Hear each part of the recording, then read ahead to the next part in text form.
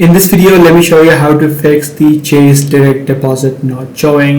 Direct deposit within your application of Chase is not being visible. You have you receiving your deposits. The first thing that you need to do is make sure that you verify the payroll status with your employer. So you can simply contact the HR and verify your payroll processing with your employer if this is not the case for you. Secondly, what you need to do is check for your pending transaction within the application. So simply select the bank account that you have within your Chase and then just head over to the transaction section or the transaction list and confirm the expected date that you should receive the deposit. If this is not the case either, you can also check the account details and the setup timeline. Make sure that your account number and your routing number matches.